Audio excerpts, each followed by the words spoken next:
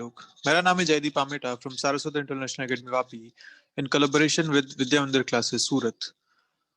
Last video में हमने surface tension के बारे में बात की थी, आज उसी को कंटिन्यू करते हैं। हम सरफेस टेंशन के एप्लीकेशंस देख रहे थे लास्ट वीडियो में। तो एप्लीकेशंस जो हैं, क्या क्या एप्लीकेशन हो सकते हैं, तो आप बिल्कुल रूटीन में जो आप चीजें देखते हैं वही एप्लीकेशन यहाँ पे हैं। जैसे जो ऑयल लैंप होते हैं उनमें जो ऑयल है वो ऊपर तक चढ़ता है उस विक में, जो कॉटन की आपने विक बना रखी है, थ्रेड है उसमें, वो ऊपर तक चढ़ता है, वो कैपिलरी एक्शन की वजह से चढ़ता है।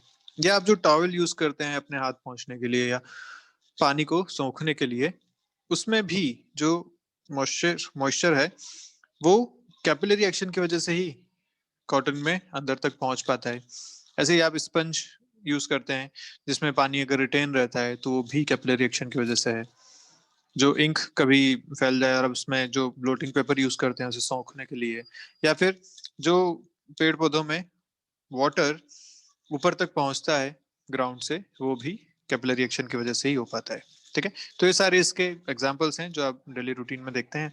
अब हम बात करते हैं, जो हमने बात की थी कि कैपिलरी राइज कितना हुआ था, हमने एक सिंपल सी कैपिलरी में बात की थी। इस बार हम उसके कुछ और वेरिएशन भी देखते हैं।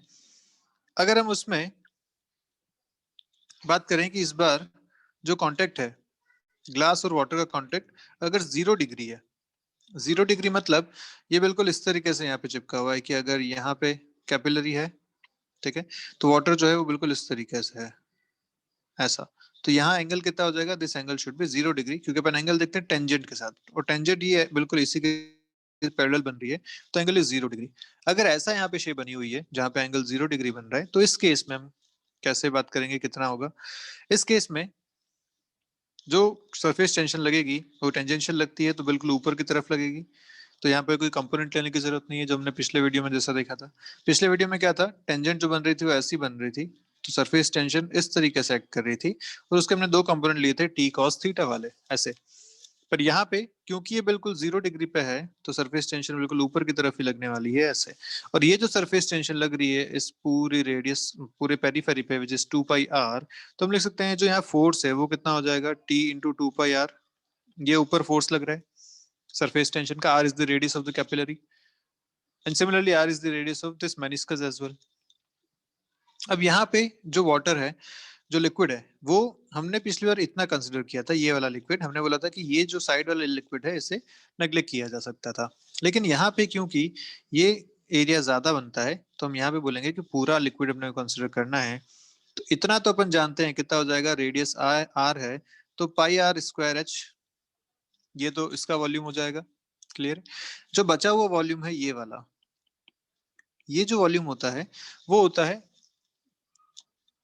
1/3 pi are square into R, ऐसा। ये जो वॉल्यूम बचता है, this volume, this is equal to 1/3 इंटू पाई आर स्क्वायर इंटू, यहाँ ये हाइट भी आर है इसलिए ये भी आर हो जाएगा, क्योंकि ये हाइट भी यहाँ पे आर के बराबर है इसलिए ये आर आ गया अलग से, और ये आर इसकी रेडियस की वजह से 1/3 पाई आर स्क्वायर ये। तो बेसिकली यहाँ पे जो हो जाएगा 1/3 पाई आर क्यूब हो जाएगा ये वाला वॉल्यूम। तो टोटल वॉल्यूम, जो टोटल मास यहाँ पे आ रहा है वो कितना आ रहा है, density of the liquid into total volume, तो pi are square h into one, sorry, plus 1/3 pi r cube, ये टोटल वॉल्यूम आपके पास मिल गया, इंटू जी, ये टोटल मास जो है वो यहाँ पे बैलेंस किया जा रहा है। अब ऐसा अगर है तो यहाँ से अपन एच निकाल सकते हैं आराम से। एच कितना हो जाएगा, सो दिस एच, या एच निकालने की जरूरत नहीं, अपन एक रिलेशन यहाँ पे लिख लेते हैं। This relation will be given by, let's say ये हो जाएगा 2t, पाई आर सब जगह से अपन ने कैंसिल कर दिया, तो इधर से बचेगा आपके पास rho into r into h, plus इधर से बचेगा आपके पास एक जी भी इधर आ जाएगा, और यहाँ आ जाएगा rho into r square into g by 3। ये आपके पास फाइनल एक्सप्रेशन बन रहा है। क्लियर है, तो यहाँ से आप एच निकाल सकते हैं। अपने को बेसिकली ये ध्यान रखना है कि करना किस टाइप से, इस टाइप के क्वेश्चन। अगर आपसे ऐसा क्वेश्चन दे दिया जाता है जहाँ पे सरफेस, ये जो कॉन्टेक्ट एंगल है वो 0 हो जाता, तो आप कैसे करते, इस तरीके से आप इसको सॉल्व करते। ठीक है, तो हमें हमेशा ध्यान क्या रखना है कि जो वाटर जितना ऊपर चढ़ा है या लिक्विड जितना ऊपर चढ़ा है उसके वेट को बैलेंस करवाना है। अगर वेट को बैलेंस करना है तो सरफेस टेंशन फोर्स ही है जो उसको बैलेंस कर पाएगा, वही अपन ने यहाँ पे किया है। ठीक है बात अच्छे से। अच्छा, और क्या तरीका हो सकता है क्वेश्चन पूछने का? तो दूसरा तरीका ये है कि आपने एक लिक्विड में ऐसी दो स्लैब्स रख दी, ठीक है, दो पैरेलल प्लेट आपने अंदर रख दी इस तरीके से, ग्लास प्लेट से मान लीजिए, वाटर में आपने इसमें डाल दी और बिल्कुल पास पास रखी है आपने, एक छोटा सा डिस्टेंस डी यहाँ पे आपने छोड़ा है इसके लिए, this distance is small D, और ये बहुत कम डिस्टेंस है, एक कैपिलरी की तरह ये बिहेव कर रहा है। ठीक है, दोनों तरफ वॉल्स हो गई, बीच में छोटा सा डिस्टेंस है, एक कैपिलरी की तरह ये बिहेव कर रहा है। अब इस कैपिलरी में जितना वाटर चढ़ा, मान लीजिए वाटर यहाँ तक चढ़ गया, पानी इतना ऊपर चढ़ गया, तो ये जो पानी ऊपर चढ़ेगा, ये वाटर जितना चढ़ेगा, उसके वेट को कौन बैलेंस करेगा? अगेन सरफेस टेंशन यहाँ बैलेंस करेगी। तो इस बार सरफेस टेंशन कितनी लग रही है? तो टी इंटू टोटल लेंथ कितनी है यहाँ पे जिस पे फोर्स लग रहा है, तो एल लेंथ इसकी है इस वाली प्लेट की, और एल लेंथ इस वाली प्लेट की, टोटल कितने पे लग रहा है? 2L लेंथ पे फोर्स लग रहा है, तो टी इंटू 2L अपन इसको कंसिडर करेंगे, इक्वल टू कितना पानी इसने उठा रखा है, तो ये जो पानी इसने यहाँ तक उठा रखा है ये पूरा कितना वॉल्यूम हो जाएगा? तो दोनों के बीच का जितना डिस्टेंस है इंटू जितनी हाइट है उससे आ जाएगा उसका वॉल्यूम। तो एल इंटू एच ये तो हो गया एरिया, इंटू डी ये हो गया वॉल्यूम, क्योंकि एक प्लेट का एरिया कितना है? एक प्लेट का एरिया है एल इंटू एच, और इंटू डी इतना पानी इसमें भरा हुआ है अंदर की तरफ। ठीक है, तो ये हो जाएगा इसका volume into rho into G, this will be the weight of the liquid जो इसने उठा रखा है। तो यहाँ से आपको फिर से मिल जाएगा एच कितना मिल जाएगा, तो देखो एल से एल कैंसिल हो गया, ये मिल रहा है 2T divided by rho D G के बराबर, ये आपको यहाँ से मिल जाएगा।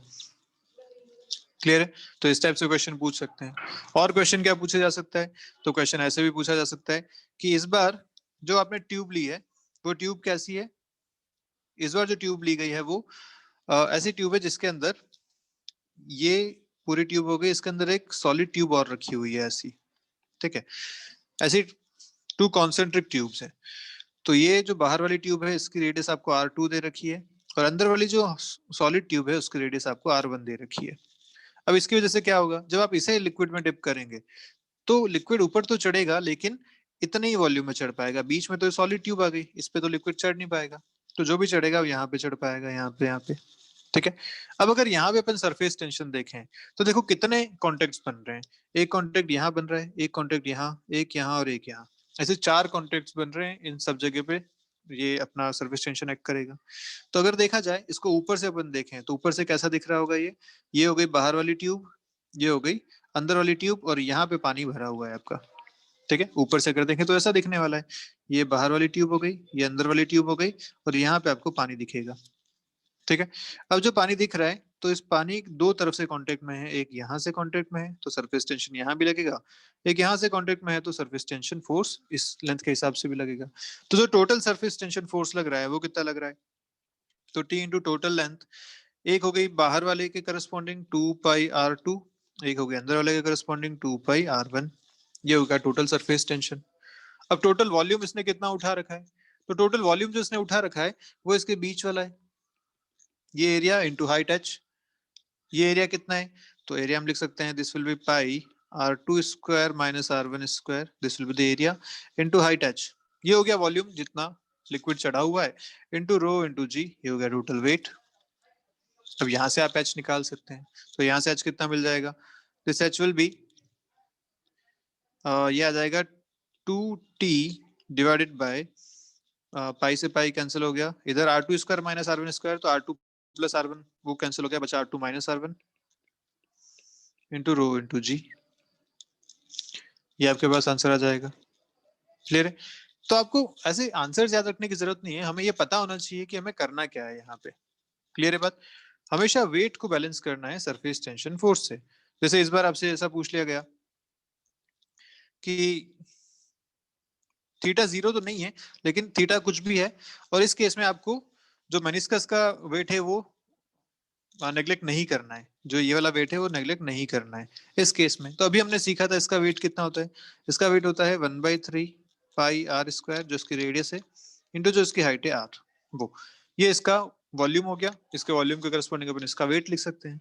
तो इस बार जो टोटल वेट आ रहा है वो कितना आ रहा है?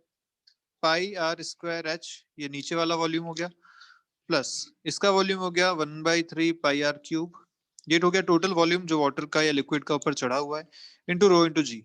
ये वेट अपने को बैलेंस करना है, और ये वेट कौन बैलेंस कर रहा है? तो इस बार टी कॉस थीटा ऊपर की तरफ लग रहा है, कितनी लेंथ पे? 2 पाई आर पे, तो T cos theta into 2 pi R will balance this weight. ठीक है, क्लियर यहाँ तक सारी बातें अच्छे से? तो इस टाइप से आपको ये क्वेश्चन सारे सॉल्व करने हैं, जब भी पूछे जाएंगे इस टाइप से आप इनको लिख पाएंगे। क्लियर है? इसको आप अगर सॉल्व करते हैं तो आंसर से आंसर आता है h plus r by three is equal to 2t cos theta by rho r g. ऐसा एक यहाँ से एक्सप्रेशन बनता है। कर याद रखने की जरूरत नहीं है, पर करना कैसे है ये बात अपने को सारी समझ में आनी चाहिए। क्लियर है यहाँ तक सारी बातें अच्छे से? ओके, क्वेश्चन आपसे दे रखा है, अच्छा क्वेश्चन है, ध्यान से देखिएगा। पढ़िए क्वेश्चन क्या कह रहा है कि एक ड्रॉप ऑफ वाटर जिसका वॉल्यूम आपको दे रखा है is pressed between two glass plates, दो ग्लास प्लेट के बीच में रख के इसको दबा दिया गया। Okay, as a consequence of which it spreads and occupies an area of 40 centimetre square.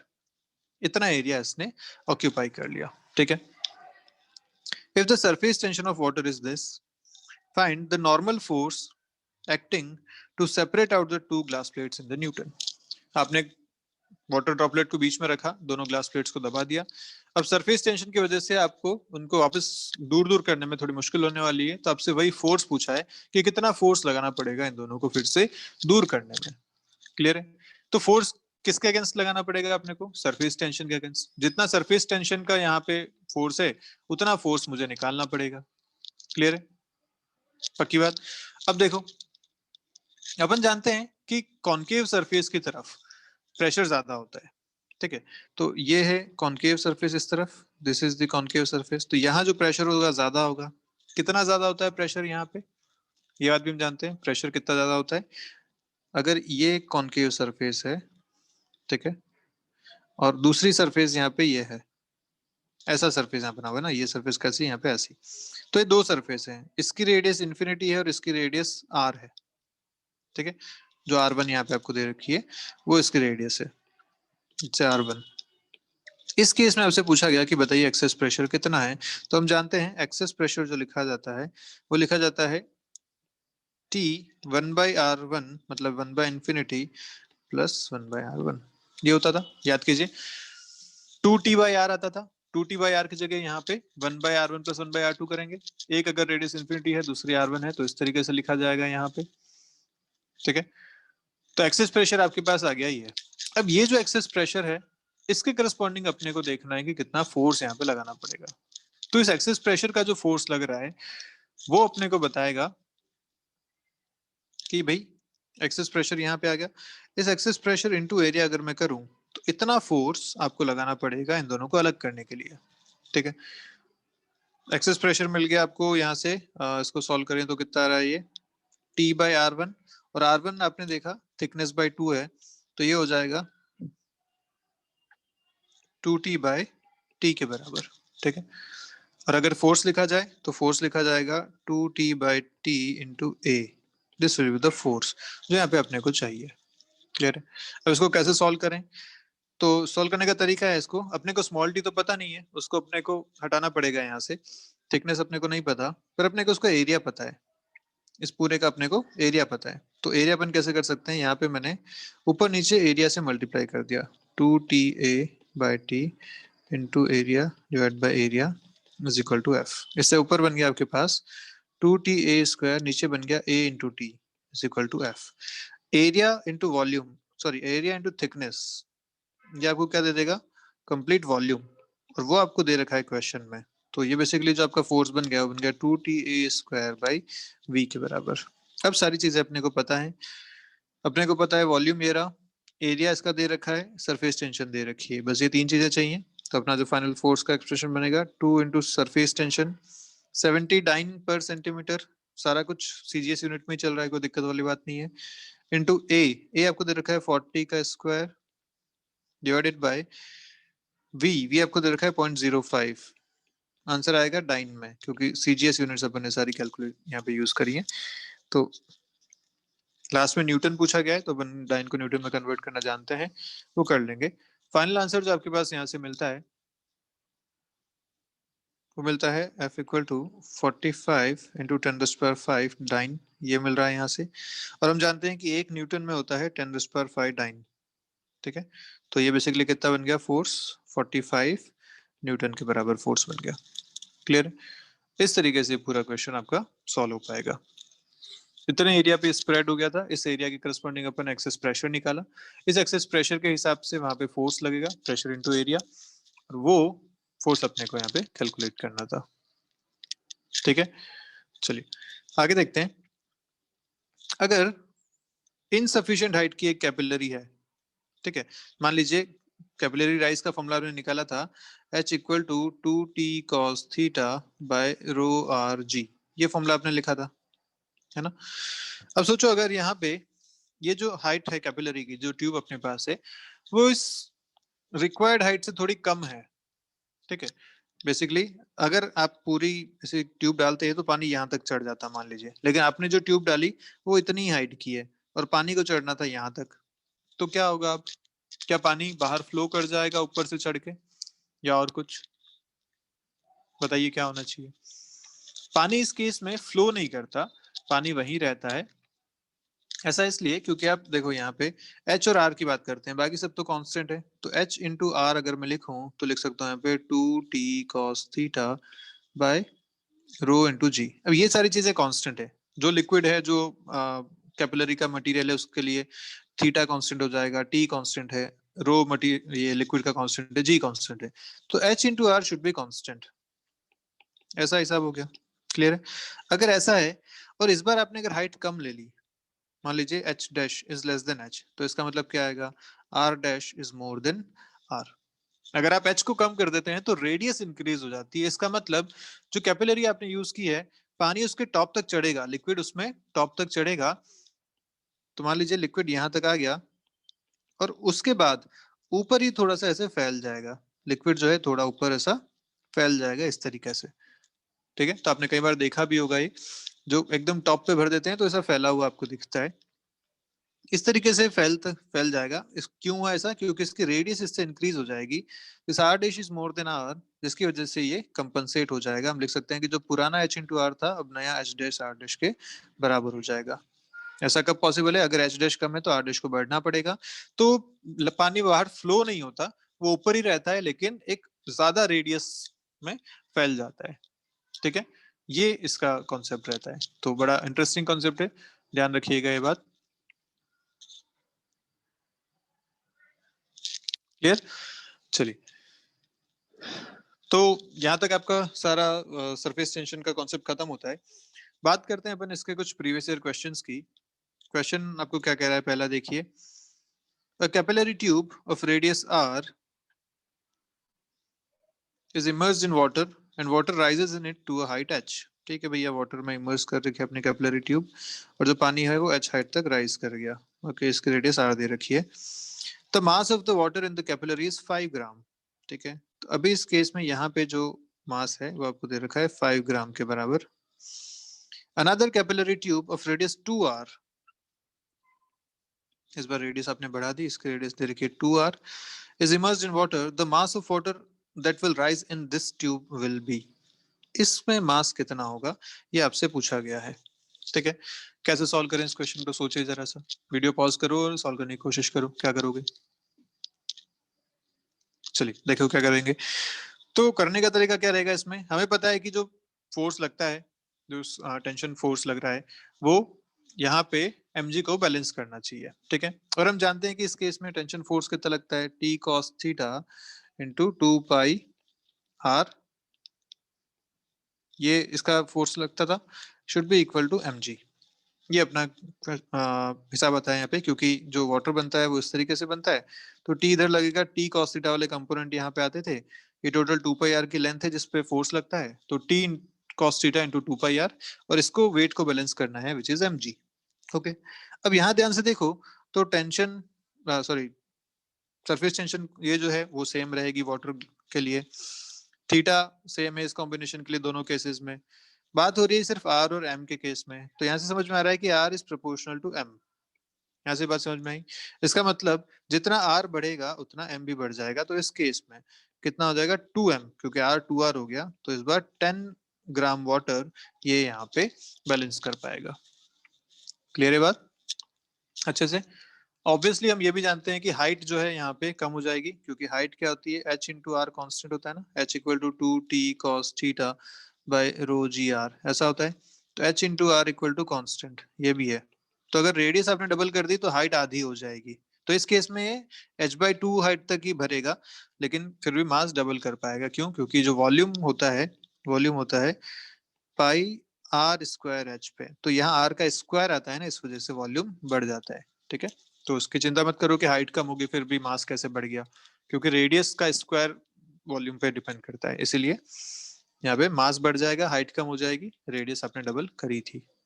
Clear बात? तो क्वेश्चन विल बी 10g, 10 ग्राम अब ये ले पाएगा। नेक्स्ट देखिए, a soap bubble having radius of 1 mm is blown from a detergent solution having a surface tension of this. तो surface tension दे दी, उसकी radius दे दी।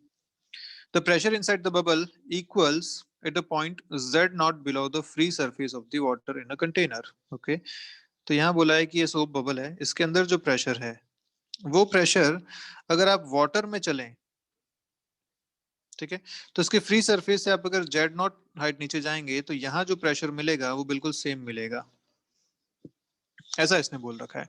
तो बताइए जेड नॉट कितना होगा? क्लियर है? तो आसान सा तरीका है, अपने को पता है कि क्योंकि ये सोप बबल है, सोप बबल के केस में P in minus P not, बाहर प्रेशर कितना होगा, एटमॉस्फेरिक प्रेशर, यहाँ भी कितना होगा एटमॉस्फेरिक प्रेशर, कितना होता है एक्सेस प्रेशर होता है 4t/r के बराबर। Remember excess pressure in case of soap bubble. तो यहाँ से पी इन कितना आ गया, पी इन आ गया पी नॉट प्लस 4t/r। ठीक है, अच्छा यहाँ पे अगर अपन लिखें इस पोजीशन पे प्रेशर तो क्या लिखूंगा, यहाँ पे लिखूंगा इस पोजीशन पे pressure P in is equal to P naught plus water के अंदर कितना आता है रो जी एच, तो रो जी एच के बराबर यहाँ कितना है जेड नॉट। अगर ये दोनों बराबर हैं तो यहाँ से अपने को समझ में आ गया कि 4t/r is equal to rho g z naught, ये आ गया। बस आपको यहाँ से जेड नॉट निकालना है, बाकी सारी वैल्यूज दे रखी हैं। जेड नॉट विल बी 4t/रो जी आर के बराबर। 4 इंटू सरफेस टेंशन आपको दे रखी है यहाँ पे 2.5 इंटू 10⁻², 2.5 इंटू 10⁻² डिवाइड बाय रो दे रखा है आपको यहाँ पे वाटर के लिए 10⁻³ kg/m³ इंटू आर, रेडियस आपको दे रखी है यहाँ पे 1 mm, तो इसको कन्वर्ट करना पड़ेगा मीटर में, 10⁻³ मीटर, जी होता है 10। ये सारी वैल्यूज आ गई, जेड नॉट आप कैलकुलेट करेंगे, फाइनल आंसर जो आपके पास मिलेगा वो मिल जाएगा यहाँ से 1 सेंटीमीटर के बराबर। ठीक है, ये आपका आंसर आ जाएगा फाइनल। तो आई गेस क्लियर है क्वेश्चन कैसे करना है, आसान सा सवाल था, बस एक्सेस प्रेशर को आपको उधर के प्रेशर के इक्वल करना था, फाइनल आंसर मिल जाएगा। देखिए next question, rectangular film of liquid is extended from इस एरिया से इस एरिया तक, if the work done is this, the value of surface tension of the liquid is, ये आपसे पूछा गया है। तो ये वैसा ही क्वेश्चन है जैसा आपने यहाँ किया था, एक वायर यहाँ रखा हुआ है, इस पे यहाँ पे एक फिल्म बना रखी है, इसको आपने एक्सटेंड किया, अब वायर आप क्या हो गया यहाँ तक, तो ये एरिया इंक्रीज हो गया था, इस एरिया को इंक्रीज करने में एक वर्क डन लगा था, कितना लगा था, तो आपने बोला था this is equal to dw/da, ऐसा बोला था, जिसको आप delta W by delta A भी लिख सकते थे, जिसको आपने change in energy by change in area भी लिखा था। तो बस यहाँ से आपको टी निकालना है, बाकी सारी चीजें गिवन है।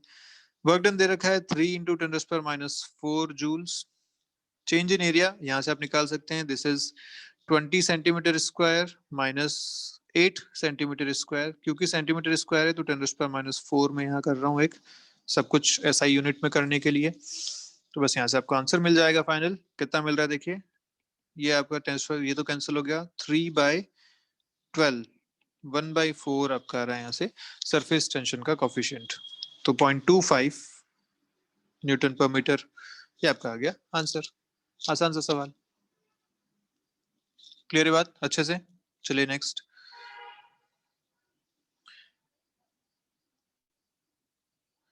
क्या कह रहा है क्वेश्चन देखिए जल्दी से।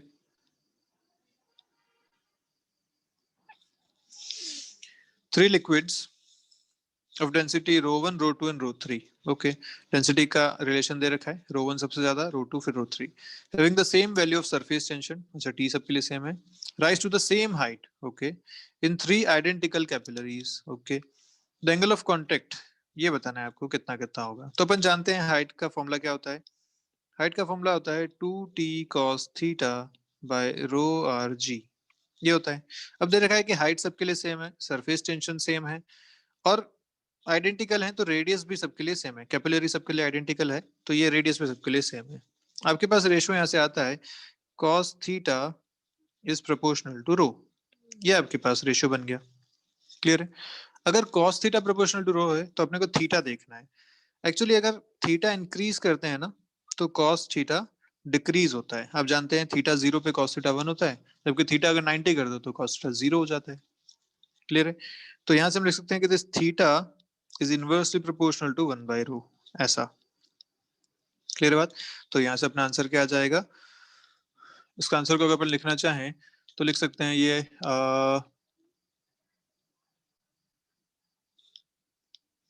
जो थीटा होगा, रो का आपको रेशियो दे रखा है, रिलेशन दे रखा है ऐसा, तो उल्टा रिलेशन आपका थीटा का बन जाएगा, मतलब थीटा 3 जो है वो सबसे ज्यादा होना चाहिए। तो ऐसे दो ऑप्शन बन रहे हैं यहाँ पे, ये और ये। ओके, थीटा 3 सबसे ज्यादा है, ऐसे दो ऑप्शन है। अब अपने को देखना है कि जो थीटा है सारे वो 0 से पाई बाय 2 के बीच में है या पाई बाय 2 से पाई के बीच में है। क्लियर। कैसे देख सकते हैं, तो सीधा सा हिसाब है, cos थीटा यहाँ पे जब इंक्रीज कर रहा है तो वो किस केस में होता है, cos थीटा यहाँ पे पॉजिटिव है, जब cos थीटा पॉजिटिव होता है तो 0 से पाई बाय 2 के बीच में होता है, तो 0 से पाई बाय 2 अपने सारे आंसर आने चाहिए, इसलिए ये आपका आंसर हो जाएगा बी, क्योंकि cos theta should B positive in this case, क्योंकि डेंसिटी का जो रेशो है वो cos थीटा का रेशो है, डेंसिटी पॉजिटिव है, cos थीटा भी पॉजिटिव होना चाहिए, ये आपके आंसर आ जाएंगे। ठीक है। और वैसे भी आपको यहाँ दे रखा है rise to the same height, rise दे रखा है मतलब h पॉजिटिव है, इसलिए theta should be less than 90 degrees, इसलिए आप आंसर मारेंगे ये। नेक्स्ट देखते हैं।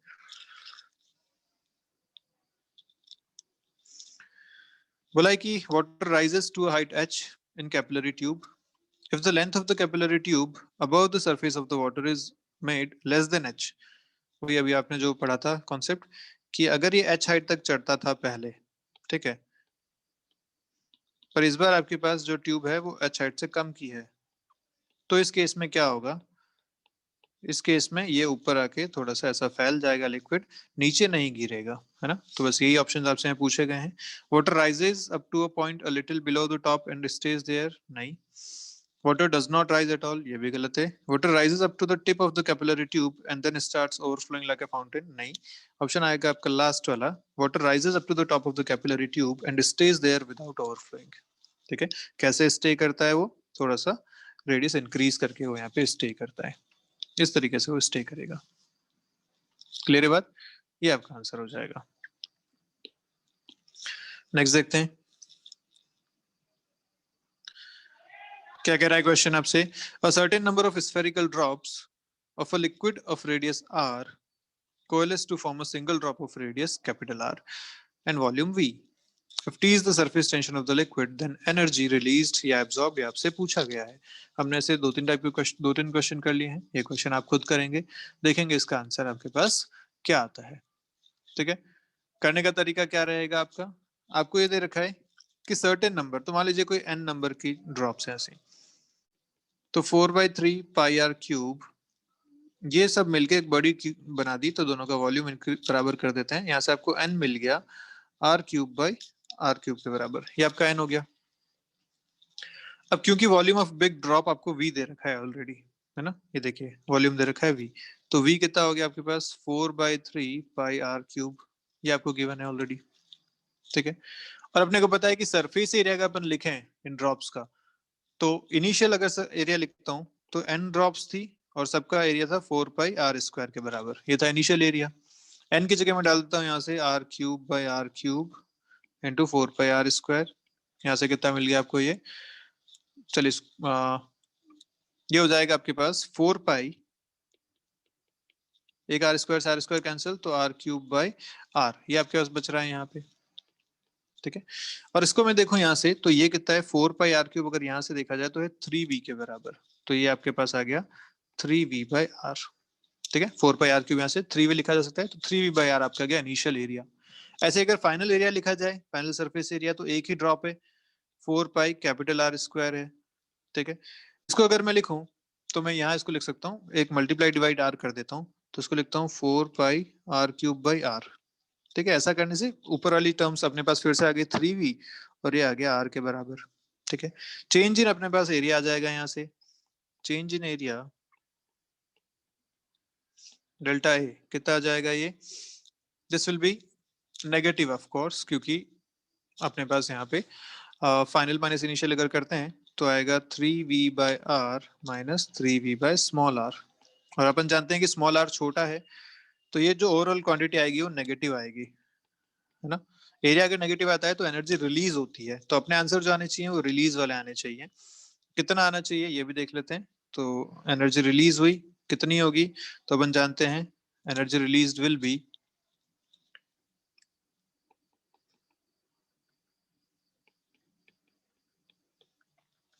T इंटू डेल्टा ए, तो ये हो जाएगा 3v कॉमन आ गया, 3vt 1/r minus 1/r, this much energy will be release. ये क्योंकि नेगेटिव है इसको पॉजिटिव कर देते हैं मैग्नीट्यूड के लिए, तो 1/r माइनस 1/r, इतनी एनर्जी यहाँ से रिलीज हो जाएगी।